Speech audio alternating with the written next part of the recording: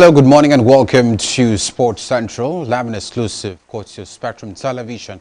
Returning on your screens after we saw Manchester City last night dropping points, and of course by virtue of that, Arsenal have been officially crowned champions of the English Premier League for the season, even with one game to spare. We'll be taking a look at what happened to Pep Guardiola's side, coming on the heels of reports also making rounds that this will be his last season at the football club. Already we're hearing reports about Enzo Madagascar being lined up to replace the man at the end of this season. We'll also be looking at all the sporting stories this morning as the clear-cut swing is currently up and running.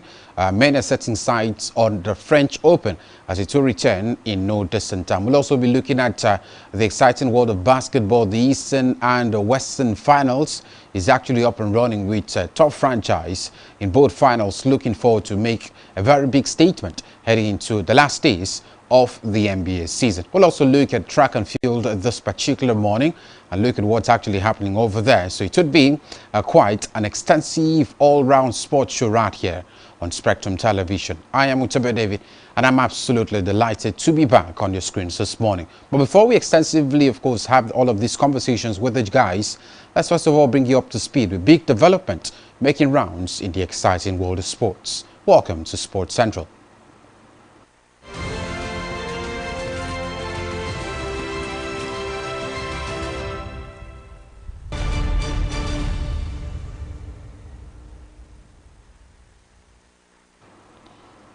Conversation starts from home, where police authorities in the United States are continuing investigations into the killing of Nigerian middle distance athletes and a graduate student in that series, Oluwabukola Pereira, who was shot dead during an alleged robbery in Lockland, Ohio, days before she was due to complete her MBA studies.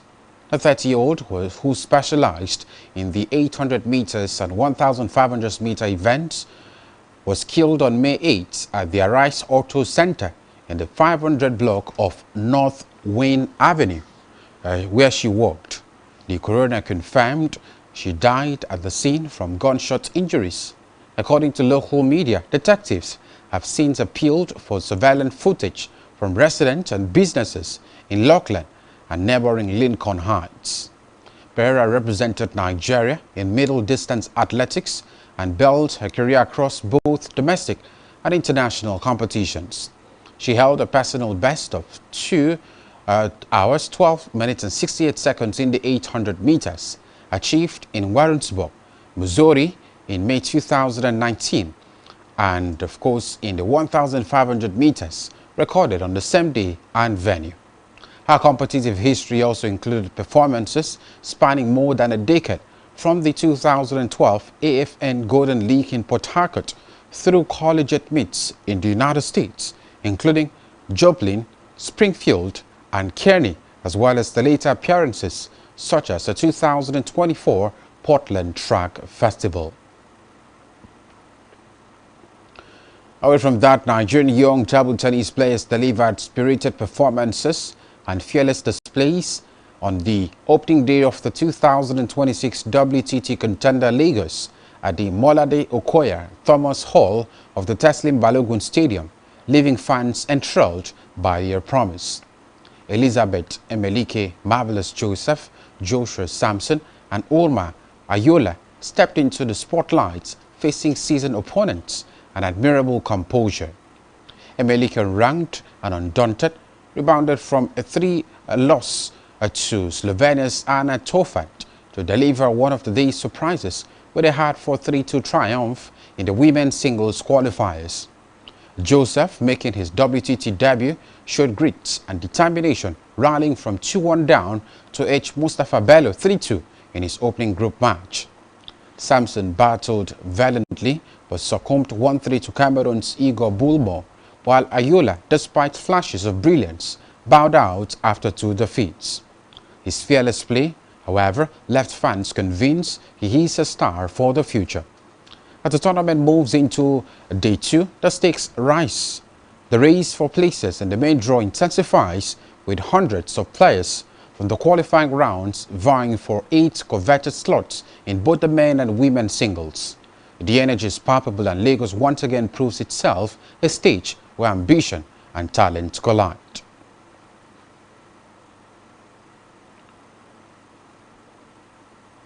To the world of basketball, where the New York Knicks mounted their biggest playoff comeback by overcoming a 22-point fourth quarter deficit to stun the Cleveland Cavaliers 115 to 104 points in Game 1 of the NBA Eastern Conference Finals. The Knicks trailed 93 to 71 with less than 8 minutes remaining at Madison Square Garden, but outscored the Cleveland Cavaliers 30 to 8 to tie the game at 101 and 101 before surging to victory in overtime.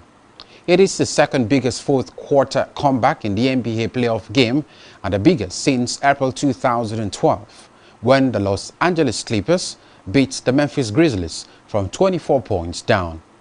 Knicks guard Jalen Brunson scored 17 of his 38 points in the final 8 minutes of regulation time and overtime, while Mikal Bridges finished with 18 points and Karl Anthony Towns 13 points and 13 rebounds. Donovan Mitchell led the scoring for the Cavaliers with 29 points, although only 3 games in the fourth quarter. It was their 11th game in 21 days, while the Knicks had not played for 9 days. Game 2 of the best-of-7 series will take place at the same venue on Thursday. The series winners will meet the Oklahoma City Thunder or the San Antonio Spurs in the NBA Finals. The Spurs lead 1-0 in that series.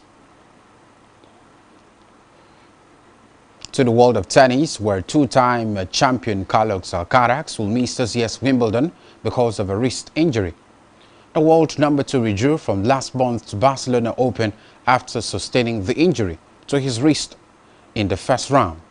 The Spaniard subsequently pulled out of the French Open, where he is the two-time defending champion, to recover. Alcaraz was the two-time defending champion in last year's Wimbledon, but lost in the final to rival Yannick Sinner. Alcaraz began the year by winning his first Australian Open title and becoming the youngest man to complete the career Grand Slam. He would have been looking to kick on further in 2026, but will now miss the entire grass court season along with the majority of the clay court swing. Alcaraz had been set to play at Queen's, where he is a two-time winner, before Wimbledon begins on 29 June. He is now set to lose even more ground in the rankings to Italy's Sinner, who replaced him as world number 1 last month and has won the past 6 Masters 1000 tournaments, including 3 in the past 5 weeks. To the world of football this particular morning, Arsenal's 22-year wait for the Premier League title is over after rivals Manchester City drew at Bournemouth in what is expected to be Pep Guardiola's penultimate game in charge. Tuesday's results on the South Coast leaves Mikel Arteta's men 4 points clear of City before the final round of games takes place on Sunday, with the Gunners set to lift the trophy at Crystal Palace. Build-up to this game had been overshadowed by dramatic reports that Guardiola is set to step down as City manager at the end of this season. He told television broadcasters before the game that speculation over his future had absolutely zero impact on preparations, but his side were outplayed and outfought by the brilliant Cherries, who extended their unbeaten run to 17 matches. Buoyed by Russia's following the compact venue, teenage striking sensation Junior Krupi called in a suppling finish 6 minutes before halftime. Home goalkeeper Jordi Petrovic made a vital save to deny Nico Reilly early in the second half, and although Erling Haaland scored a late equalizer, the host held on. Bournemouth boss Andy Raola announced he will leave at the end of the season, as this result ensures the Spaniard has helped achieve the magnificent feat of securing European football for next season. Here we draw the curtains, and when we return after the short break, we'll be having an extensive conversation as regards all of these sports stories and much more. Do stay with us.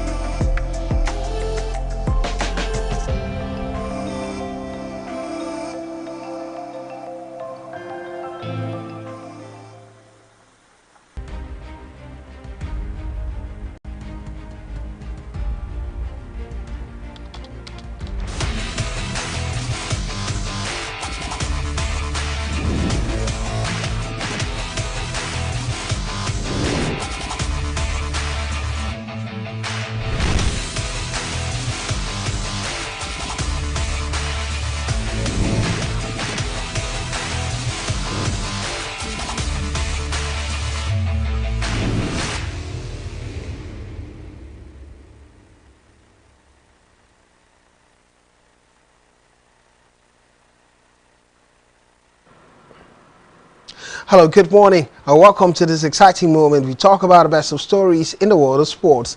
It is Sports Central, and my name is Blind Rukin. On Sports Central today, a key talking point and build-up that comes with it would be the big one. After 22 years, Arsenal's finally won the English Premier League. The last time our Arsenal won the English Premier League was invincible in 2003 and 2004 season. Since then, it's been difficulty upon difficulty, even after two managers preceding Mikel Arteta had did their best. If you cast your mind back when Arsene Wenger first went to Arsenal, the story was in the first 8 seasons of him, he had won 3 titles. Not the same story for Unai Emery afterward. Just 1 season at Arsenal had to leave, and we're talking about the next season. The next manager came on board, Mikel Arteta, after 3 years understudying Pep Guardiola. And well, the big conversation around this particular one has been, most seasons, everyone has talked about the impossibility for the student to beat the master. Finally, the same Pep Guardiola has been able, rather Mikel Arteta has been able to beat the master. Well, I'm not going to talk about all of this alone, despite the fact that we still have lots of draws that came out from an AFCON point of view, the AFCON 2027 qualifiers draw in that direction. We'll talk about details of this, the English Premier League that's happened. We'll look at the world of the World Cup, players and countries, and bringing out the list of their players as Portugal did, and Cristiano Ronaldo going for a 6th World Cup. Legendary, man, I would say. But I'm not going to talk about all of this alone. It's Devin Fanitina here with me for company. Ready for this one? Let's go through the introductions. Whichever David, good morning, fantastic. Arsenal winning the Premier League. Well, an exciting morning to be here. Many would say finally deserving champions have, of course, won the Premier League title.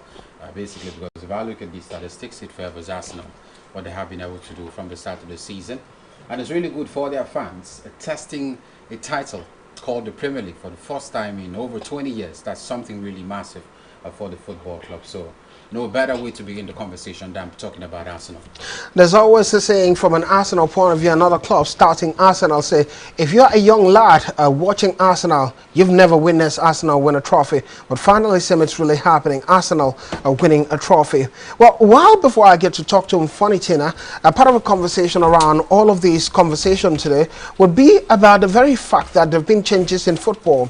Since 2025, 210 players have switched nationality from their country of birth to the country of their parents' origin. Well, this started in 2003. When you look at the plethora of decisions from FIFA, a first regulation change was that in 2003, players who participated in the youth team of the other country could move on to the senior national team of the next country and participate wholesomely.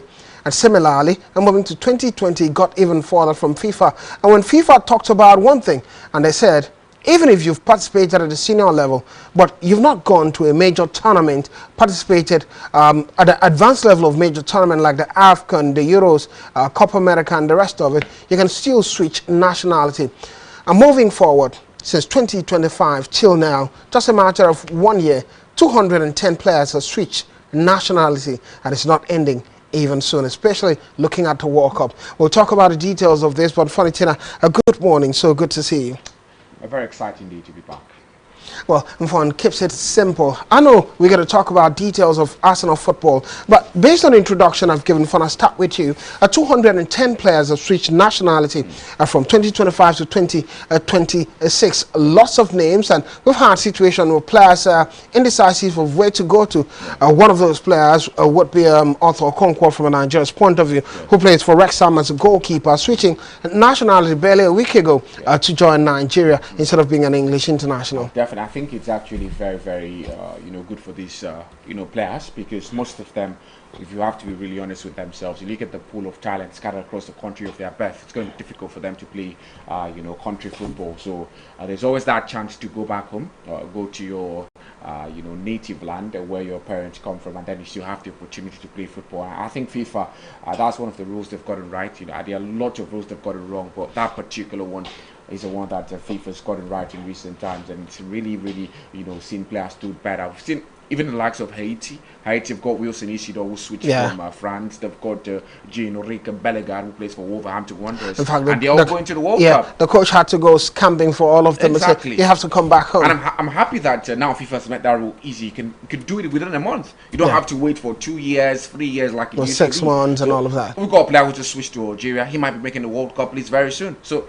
I just switched, I think last week or thereabouts. We talked about him. The Lille player. Exactly, about to make the World Cup. So it's very exciting to see. And kudos to FIFA. Kudos to FIFA and Fontina talks about it. Well, let's still stick to this conversation before we go to the books, what we have anyway. At the time, Jose Moreno's come out to say if African players were featuring for Africa, Africa might have well go on to win the league. Yeah. But sadly, most African players were featuring for France, according to Jose Moreno, and that's why France was winning the league. Are we now in that position where we might see more players of African descent come back home and really feature? And does it necessarily make African teams a lot stronger? Well, I think, of course, the history about the African team and football cannot actually be overemphasized because of the quality we've actually seen scattered across different countries, different continents over the last couple of years. And I think we're just, of course, what we're actually talking about at the moment. It is also very important to note that African players have got special talent, no doubt about that. And if we continue to see, the numbers increasing as regards African players, returning back to their parents' country to represent their countries, we may just like in the next couple of years see African countries compete at top level with other, of course, continent, with other top nations for the World Cup, even as big as the World Cup. Because if you look at the France national team, just like Jose Mourinho said, a whole lot of Africans are scattered across the France team, from the back line to the attackers. We're going to talk about the Mbappes of this one, the rest of them. Those are African players by descent. So if you had all of those players return back to their respective countries to play for their country, then definitely we should be talking about African countries making it to the finals of major international tournaments. But I think at the moment, FIFA has also made it even more easier now for those players to return to represent their country. Because at the moment, if you look at yourself, you've not represented the country where you intended to play for in a major tournament, then you can actually switch nationality and say, I am actually playing for my parents' country. So I think it's a lot easier, and I really want to see the numbers increase, because from here we should be talking about African nations compete at top level for major honors. If it increase, then the chances are there for Nigeria. Well, Valentina, the other conversation is the impact on most European countries now. Because take France, for instance, which we have spoken about, the bulk of players come from African descent and others. You talk about England, definitely. It means that you wouldn't have Jude Bellingham if they decide to play for other countries, be part of the English. Now, Bukayo Saka and a couple of other players be part of it. And on the other hand, putting side by side, how do you think the European nations, especially with their league football, would respond to this? I don't think it would affect them. They'll still have the best. Only those who can't represent them would come back home to Africa. It's obvious. It's obvious. Whenever look at the players who've come back to play for African teams, they didn't have chances at the nation they wanted to represent. I think apart from Alex Iwobi, who actually decided to switch once he was ready for, I think 21 or 22 that, but he didn't even waste time to wait for the English call. Well, he still had to make the decision, a tough call still for him. That's what I'm saying. Apart from Alex Iwobi, he's the only player I've seen in recent times who switched on his own. Other players waited till they were 26, 25, thereabouts, still were hanging around waiting for call-ups before they came back to Africa. But still, I look at it this way. You're talking about impacting European football. I think it would impact African football, because where would we find the likes of Didier Drogba? Imagine if Cote d'Ivoire were relying on players coming back from Europe to come play for them. We wouldn't have the likes of Didier Drogba, the likes of Michael Essien, likes of John Obi Mikel was discovered right here. Many would argue even Didier Drogba had to come back.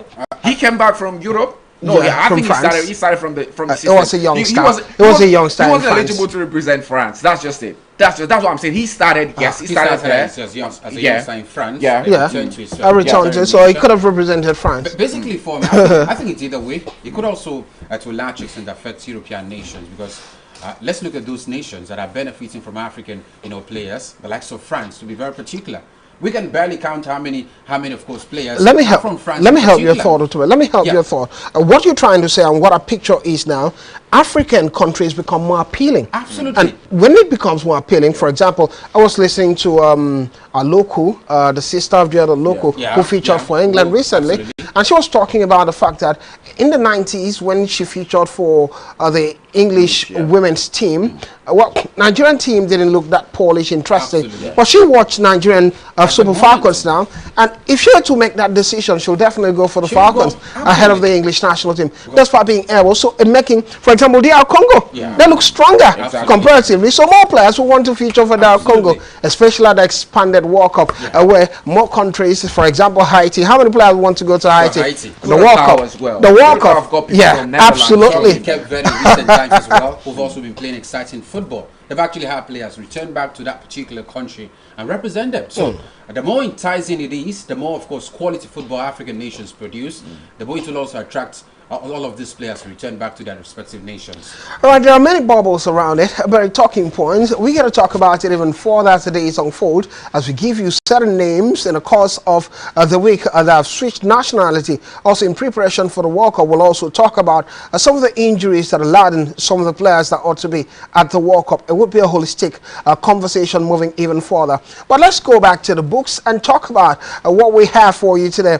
Starting from the AFCON, it would be from a Nigerian point of view. Yesterday, William Troost-Ekong, a former Super Eagles captain, an absolute legend from an African point of view, was part of those handling the draws, assisting with the draws in Cairo. Looking forward to the 2027 Nations Cup, will be hosted by some East African sides, quite decent, Kenya, Uganda, Tanzania. And the conversation is the qualifiers towards the Nations Cup's draw took place yesterday, and Nigeria, being in the last group, Nigeria would feature on the same group with Madagascar, Tanzania, and Guinea-Bissau. We're talking about 12 groups in this regard, and 2 teams qualify from each group. But for groups where part of the countries such as Tanzania, who are hosting the Nations Cup, part of that group, then only 1 team will qualify. That is why from Nigeria's group, only 1 team will qualify. Well, Mfanitina, you've seen the proceedings that comes with this one, the excitement that comes with this one now. We're speculating about the groups are out now, and Nigeria featuring alongside Madagascar, Tanzania, and Guinea-Bissau. A big question: they couldn't qualify for the World Cup. Can they qualify for this one with ease? Oh, I doubt there's going to be anything with ease. In fact, I just mentioned it yesterday. I have PTSD when it comes to people saying easy on paper. We talked about it during the World Cup qualifiers. Lesotho, Zimbabwe, Benin Republic. These are countries where on South Africa. Yeah, I don't want to put South Africa because both sides are always very, very difficult for Nigeria to beat. But there are other countries. Nigeria couldn't beat Zimbabwe across 2 matches in the group. Yeah, they lost to, at the draw with Lesotho. They lost to Benin Republic. So when you look at that, I think it shows that there are no easy games on paper anymore. Nigeria has to be. We have to be very ready, and Eric Sekucha has to, call the best players available at every international break, because I feel those were the mistakes those coaches made. Jose Pesero, Finidi George, not as if the team was so bad. There were a lot of sentiments then, controversies surrounding the call-ups to the national team. So I'm expecting Eric Sekucha not to do that. Already he started on a good note, calling the best available players, each and every time. In fact, some people start saying, come on, why is you calling this player? We should be testing, fringe players for this match. He's still using the best players. I just hope he continues on that, particular note, because it's going to be sad for Nigeria to miss out on the 2027 African. So I'm excited to see Nigeria make it to the African. But one thing has to be noted: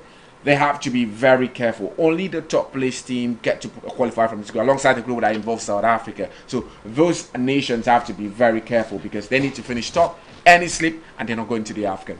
Any slip, they're not going to the AFCON. And now we're talking about AFCON even further. It would be the under-17 AFCON taking place in Morocco. Many have asked many questions, but the likes of Tunisia are out as Morocco, Egypt reach the quarterfinals of it. Whatever you've been following proceedings, part of it, Morocco finished top of Group A at the under-17 AFCON after beating Egypt 2-1, a dramatic final that also saw Ethiopia eliminate Tunisia with a stoppage time victory yesterday. Massive games we've seen at the under-17 tournament, getting even further exciting. Quite exciting. Of course, also talking about the tournament that could also, fetch young talents across the tournament, and of course even have more big opportunities for some of these lads, to travel outside their comfort zone and experience, professional football. Quite good. The likes of Tanzania were the first country who qualified to the quarterfinals, and also by virtue of that getting the World Cup slots. that is also coming up in no distant time. Now we're talking about Tunisia and Morocco. Morocco are the host nation, also the defending champions of the under-17. So if they do not do well, I wonder who should do well at the moment. So I think it's quite good for all of those nations. Now the quarterfinal berth is right here. So it will be, of course, a game where you think you would have a first leg and then the second leg you of course get to address some of those issues. It is a knockout phase, so when you are defeated, you're definitely going back home. So it becomes even more interesting from here. And becomes even further interesting from here. Today was speaking about it, and quickly let's talk about another exciting one from a Super Falcons point of view. In recent times, the guys in the studio have always said, look, the Super Falcons are not having friendlies. The last time out a friendly was fixed, which the nation of Nigeria was supposed to play against, withdrew from that friendly. There was speculation from the Super Falcons players, especially Chiamaka Nadozie, the captain of the goalkeeper of the side, not the captain of the way, and Chiamaka came out and said, showed her displeasure against the fact that there's no proper organization for the Super Falcons of Nigeria. The captain of the side, Ajibale, in this one also complaining about it. But finally, from what we're hearing, the Super Falcons of Nigeria will take on Senegal in June, a friendly, absolutely fantastic against Senegal, and ending that long stretch without a match as they try to pick up the pace on, and that's two-tier preparation for the 2026 Women's Africa Cup of Nations. Well, Mfanitina has come to you on this one. So Falcons final getting a friendly. Well, I think good for them. It's always very difficult to hear that it's time for international break for the women's part of it, and we're not having the Super Falcons in action. I think it shows gross incompetency amongst the NFF, because it looks as if they're neglected. We've not had an international window where the Super Eagles have not been playing any game. That's what Rashida Ajibade was saying. If it's the men, could they do that too? It's just very, very, it's not nice. And I'm excited to see that they finally got a friendly game lineup for them. Although it's a Senegal national team, some would say Senegal did quite well in the last Nations Cup. Wasn't that bad. We're beaten by Ghana, I think, at the knockout stage of it. So not so bad for Senegal at the end of it. But the game will take place at the Remo Stars Sports Stadium, and that's our conversation with Gunstead. Many no travel out. Everybody's coming home in preparation for the Nations Cup. We got to see how that pans out even further for them in that regard. And quickly we go to European conversation as Wolves consider loan exit for Rokodare following difficult debut season. Well, I'll start with you how difficult it's been for Rokodare. When Rokodare was the highest goal scorer in the Belgium League, it was such an excitement for everyone. We talked about it. But what happened when Paulo Nocho was the highest goal scorer in the Belgium League and moved in? I remember I also had a conversation about Rokodare being slow here. I think you disagreed at the time. I don't know if you've changed your mind about that view. He's a lot slower comparatively to other strikers, but he's done his bit, but his bit seemed not good enough at Wolverhampton Wanderers. I already had that caveat that, of course, a player moving from Belgium to England, there would always be that room where you get, of course, have some difficult phase, especially when you're trying to, acclimatize to the physicality of the league. The Premier League works in fast pace, and as a matter of fact, you have to be ready mentally to also play. For a striker to have just 3 goals this particular season shows the struggles he's had so far. And I think Wolverhampton Wanderers have struggled themselves, especially when a striker that's coming from the bench. Absolutely. If you're coming in with high demands, the momentum of that team could also affect you as a player. And I think that's also, of course, one of the problems at the moment. And looking at the very fact that Tolo Rokodare, he've actually utilized well, could also be one of their big assets in the market. He has to play regularly, and I think, of course, still staying put in the Premier League. I do not know which team would actually be interested in the man at the moment. Wolverhampton, they're relegated, so not staying in the Premier League. I'm talking about Tolu going on loan in the Premier League club side, or maybe outside the shores of England, because I can't afford to see him in the Championship. He wouldn't definitely, of course, have it all in the English Championship when he goes back with Wolverhampton Wanderers. So if they loan him out outside the Championship, then good for the man. Good for them. The next question will always be about the trust from the manager going forward. And many would assume if the manager gets to play a lot more, maybe get to score more goals. Because he had a really difficult time starting games when he arrived at Wolves. But the good thing is he's been coming off the bench in recent times. So still show a pack of a trust. And whenever a team is relegated, some big superstars who are earning big money gets to leave the team because they have to balance the book. Next destination for Tolo Rokodare. Does he join the Nigerians in Turkey?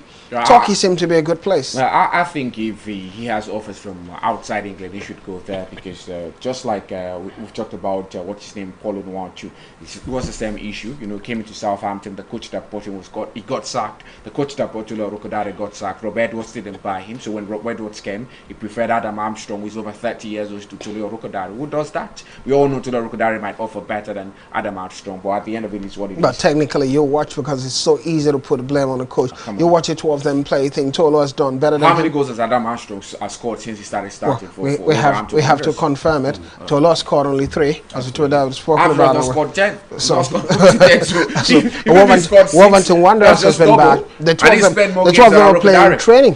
What I'm trying to talk about is I'm just casting. Men who played in training for Amorim as well. You know, coaches. Come on, we don't have to come here and defend them. We know coaches. They have preferences. Rob Edwards came in, didn't even give Tula Rokodare a chance. We're not doubting what you're saying, Fon. I'm just looking at the assumption that could even play in that same conversation, that the narrative that you're pushing, there could also be an assumption, because you might look at both players and the reality is that this one is better than this one. It becomes easy conversation when you just put it on the coach, the coach's choice at the end of it. And of course, the characteristics of the players. At the end of it, Wolverhampton Wanderers, one thing is certain, every player at Wolverhampton Wanderers has not really done well, as a team has not done well, and the manager has not done well. And now we'll go on a quick break, and when we're back, we'll continue with football stories. It would be the key one to really talk about Arsenal winning the title as Manchester City fought at their line, pulled a draw against Bournemouth. It will be a conversation holistically. Don't go anywhere.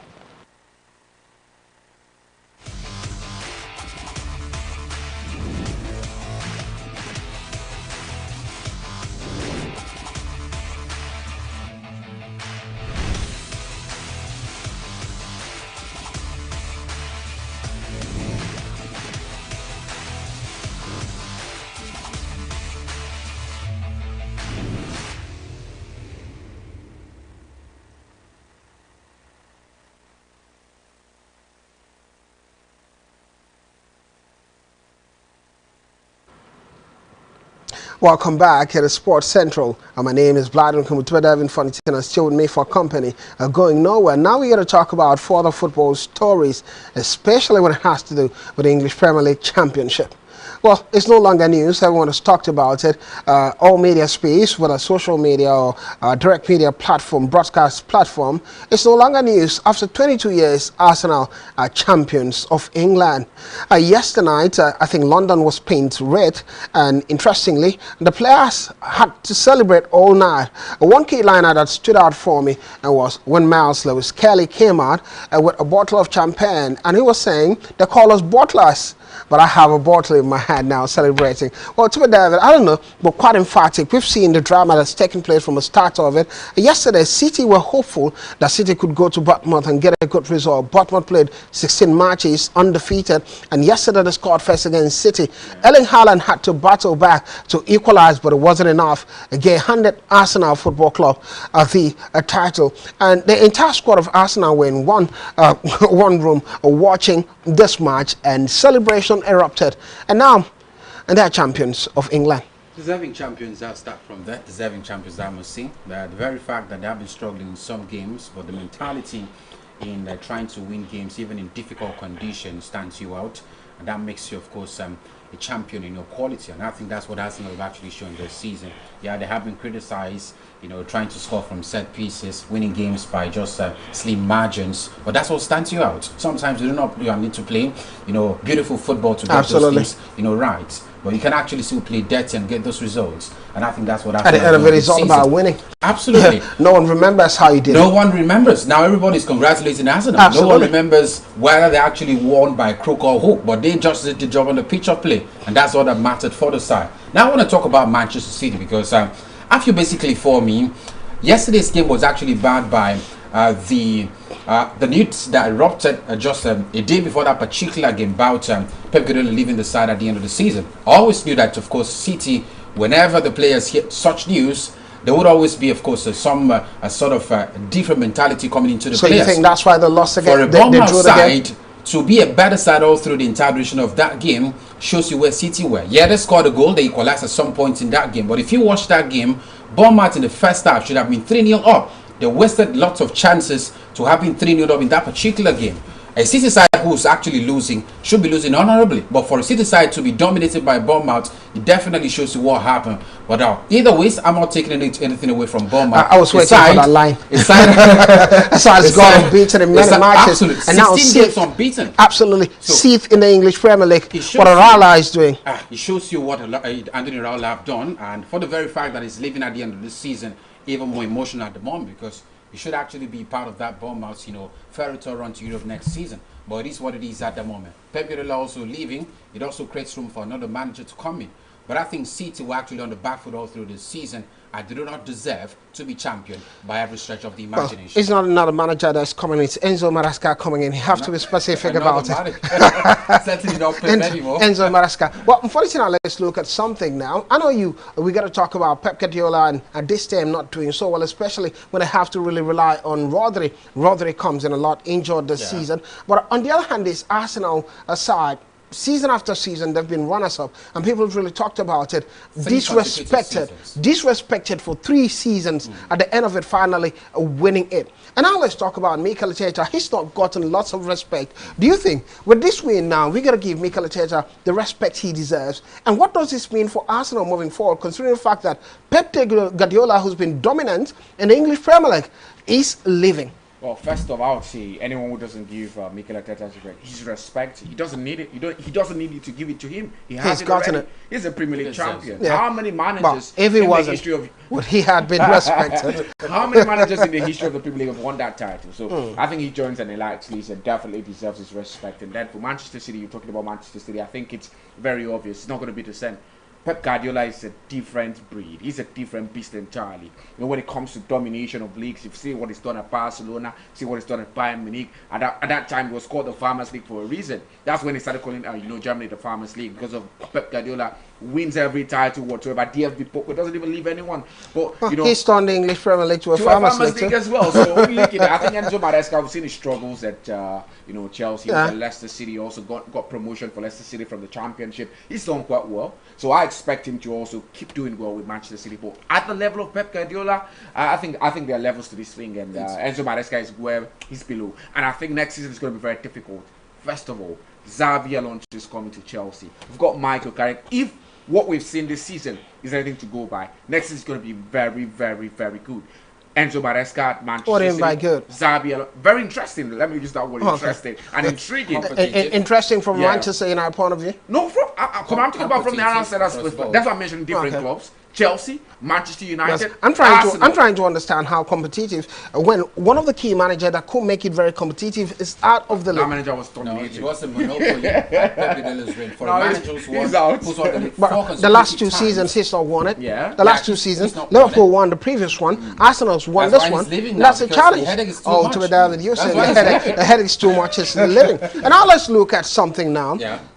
Is it possible that the masters left, the students will start to dominate? Because Arsenal right now seem to have the best team in the English Premier League. Can they dominate? I doubt it. Which way you doubt it? Yeah, I'm doubting. They're no more butlers. I'm doubting Arsenal, of course, repeating this fit next because it's easy to say, hold on, it's easy to say you doubt it because they've been tagged the butlers. Now they own the bottling company. Not at all. Not at all. We're talking about one of the most consistent Premier League sides in the last 4 years.